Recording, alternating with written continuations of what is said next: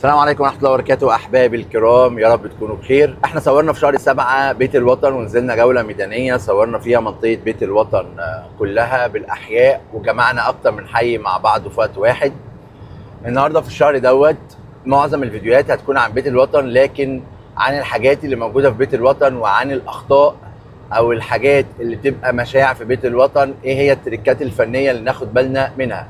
النهارده انا هتكلم على اهم 5 اخطاء ممكن يقع فيها المغترب او المشتري وهو بيشتري في منطقه بيت الوطن، فلازم ناخد بالنا منها ونكون حذرين جدا واحنا بنشتري في المنطقه ديت، وخصوصا بيت الوطن التجمع الخامس او القاهره الجديده. اول خطأ او اول حاجه لازم ناخد بالنا منها واحنا بنشتري في منطقه بيت الوطن موضوع التسعير. يا جماعه في ناس بتدور على حته ان هم عايزين اقل سعر، واقل سعر مش افضل دايما حاجه، دايما ما بيكونش افضل حاجه اقل سعر.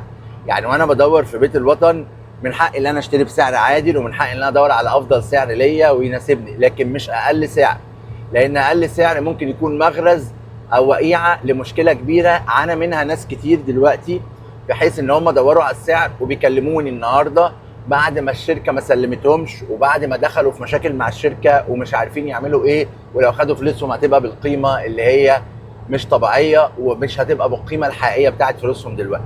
فده خطأ تاخد بالنا جدا جدا منه. الخطأ الثاني المهم اللي بيقع فيه ناس كتير جدا مشتري او مغترب، موضوع نسبة التحميل. بنلاقي الشقة نسبة التحميل بتاعتها لازم نحدده ونرفعه ونحسب الاوتوكاد، لان في ناس بتبيع شقق نسبة التحميل بتاعتها ويقول لك السعر ده كويس مقارنة يعني شقة تبقى 200 متر وهي النسبة او الفعلية اللي المفروض يبيعها لك 190 متر، لو رفعتها على الاوتوكاد وحملت نسبة 25% المفروض ان المساحة البيعية ما تبقاش اكتر من كام؟ من 190 متر، فيروح بيعها لك 200 متر، زود 10 متر في القيمة. لما يبقى المتر ب 22 او ب 23 يبقى انت كأنك اشتريت المتر ب 25 و26 و27 وانت مش واخد بالك. فدي نقطة مهمة جدا لازم ناخد بالنا منها علشان خاطر نبقى عارفين كويس قوي واحنا بنشتري. النقطة الثالثة والخطيرة والمهمة، الشركة اللي انت بتشتري منها. الشركة اللي انت بتشتري منها هي شركة مالكة، ولا شركة بتسوق للغير، ولا شركة بتعمل مشاركات، هي شركة ليها سابقة اعمال، ولا شركة ملهاش سابقة اعمال، ولا شركة سلمت في مواعيدها، ولا شركة ما سلمتش في مواعيدها. الموضوع ده مهم. ممكن تشتري من شركة 2000 جنيه زياده في المتر، بس انت حياتي ال 2000 جنيه ما ضيعتش عليك ملايين.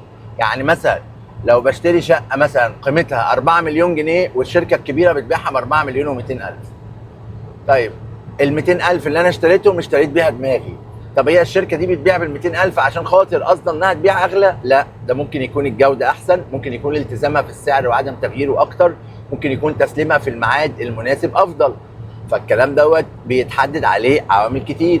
فلا، ده ال 200,000 هقسمهم على الاقساط اللي هم ال5 أو ال6 سنين بتوعي، فبالتالي هيزيد عليا القسط شويه، او احطهم دفعات وابقى اشتريت دماغي.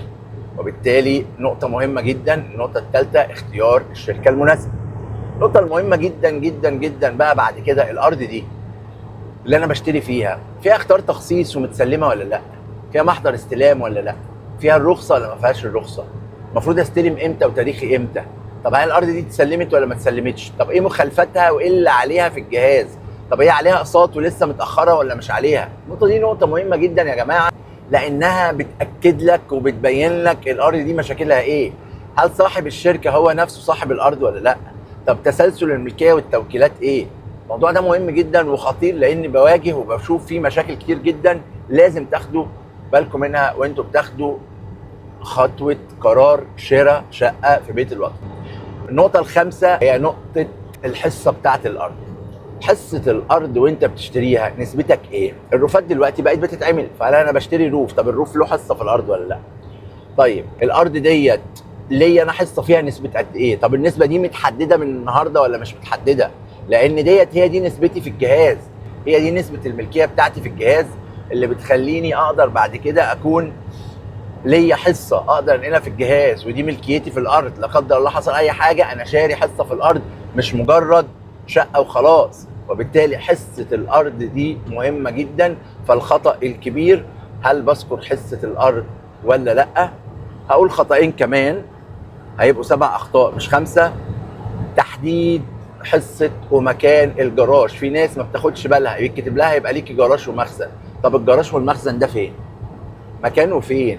هل في كروكي بيقول فيه جراج ومخزن ولا لا؟ هل في كروكي بيقول فيه جراج ومخزن ولا لا؟ هل الوحده ليها البول لاين بتاعها والرسمه بتاعتها بوقع عليها ولا لا؟ دي نقطه مهمه جدا. واخيرا الخطا السابع والاخير، موضوع البيع. لما بخلص ثمن وحدتي بعمل توكيل بالبيع والتنازل النفسي والغير بتسلسل الملكيه ولا لا؟ دي نقطه مهمه جدا. البيع بتسلسل الملكيه وبالبيع والتنازل للنفس والغير، ودي نقطة خطيرة ومهمة جدا. هنتكلم على الفيديوهات تانية، هنتكلم على أكتر من حاجة تانية، ازاي انت تقدر تراجع عقدك بنفسك، وازاي تقدر تعمل النقط ديت وتاخد بالك منها، سواء معاك حد متخصص زي مثلا او سواء انت تقدر تعملها بنفسك. في الفيديوهات دي هنشرح كل الحاجات دي بالتفصيل. وبرضو بقول لكم لو حد مثلا في حاجة ما فهمهاش من الفيديو او عايز يوصل لها اكتر او محتاج معلومة اكبر فيها، يقدر يرجع لي وانا اكيد هفيدكم. دمتم بخير. كان معكم محمد المهدي، واهلا بيكم في اي نصيحه في اي وقت. ولا تنسوا الدعاء لاخي عبد الله بالراحه والمغفره. السلام عليكم ورحمه الله وبركاته.